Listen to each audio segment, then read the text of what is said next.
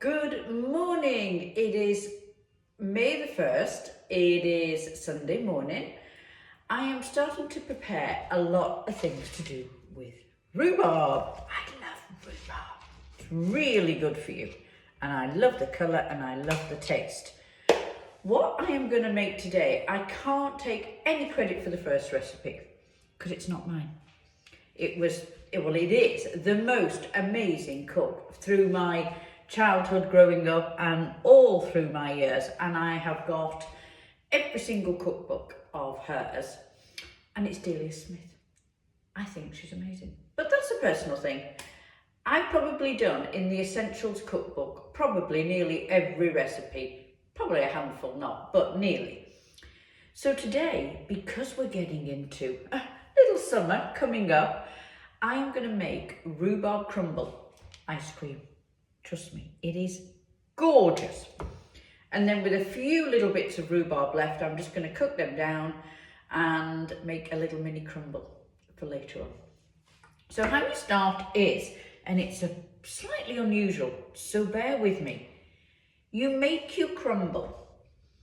You get your flour, you get your butter, and you get your brown sugar. And you mix it all up. I'll put the recipe on. I'm not going to do measurements here. You decide how much or little crumble you actually need for your ice cream. The recipe's there. Half it if there's you don't need that much, or double it. It's dead easy.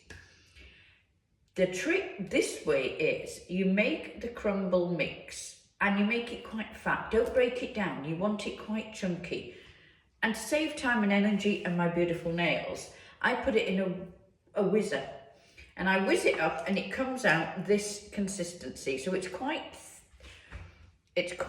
fat, like breadcrumbs. And then you put it in a baking dish on its own. I'll tell you what you do next with that in a minute.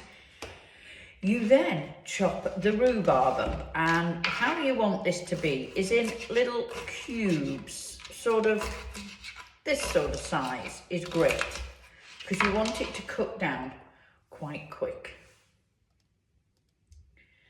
And then you get another baking tray. You're puzzled now, aren't you? And throw them in there. And you do that with all of the rhubarb, or all what you're going to use. I might save that big piece to make some just puree for a crumble, as I say. Put it all in there.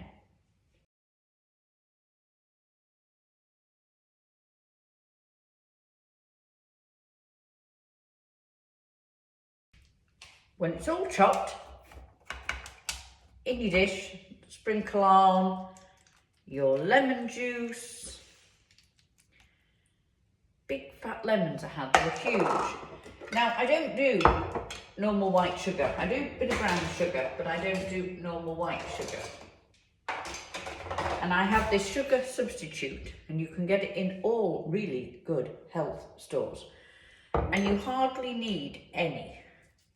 But as it's rhubarb, I did some rhubarb for a brunch the other week for Easter, and I didn't put quite enough in. So it was a little bit tart. And then just on top of that is some ground ginger. I like ginger a lot. So it's going in the oven. Now, the crumble needs a short amount. It's about the 10 minutes for the crumble, just to get that little browned look on it. You'll know when it's the colour you want. I'll show you. The rhubarb, however, takes a bit longer. I'm going to leave that in for about 15-20 minutes. As long as it's softish, you then can put it in a food processor and blend it up. But it probably needs a little bit longer sometimes, depending on how big you've cut your chunks of rhubarb. So the oven's gone on preheated, and I'm going to put it in there. Put your breadcrumbs on the top and the rhubarb underneath if you've got that option. I don't in this oven, so they've got to go next to each other.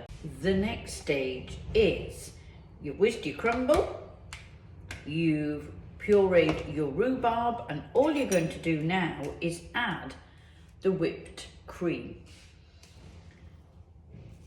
Now at this stage, you don't add the crumble because it may go a bit soft and squidgy. It's a good word, isn't it? I did eat some of the rhubarb before I made the ice cream. So there is less rhubarb than there was going to be.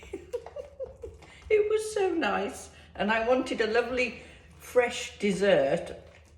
So I did eat some of it. But I am going to buy more and make more of this. So your consistency you're wanting is to add a few spoonfuls of whipped cream, and you want it in that sort of yogurt consistency. So it's quite sloppy, love that word too. So there we are, that's all made. Now basically all you do is, after licking the spoon,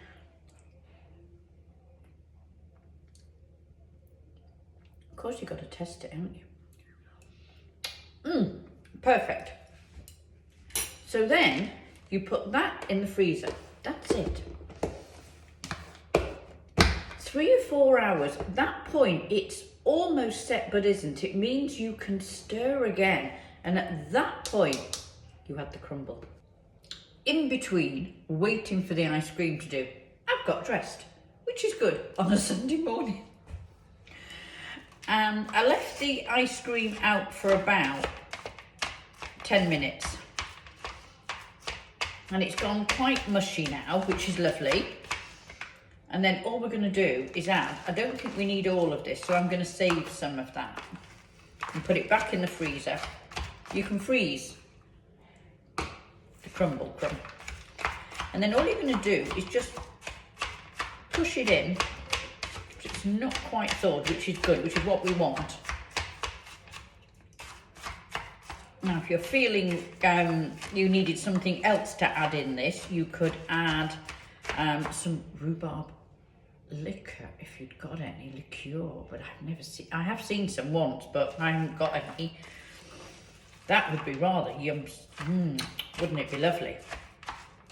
So I'm just mixing this back up, mixing all the crumble bit in.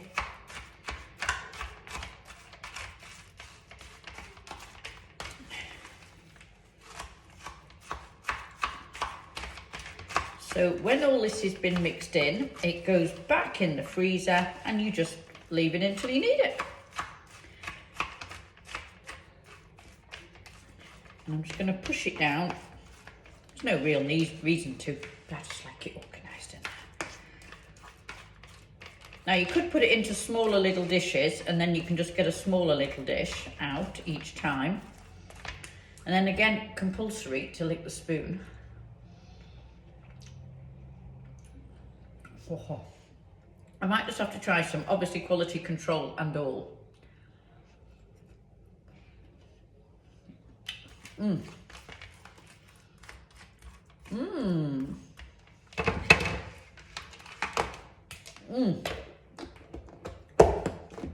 Fantastic.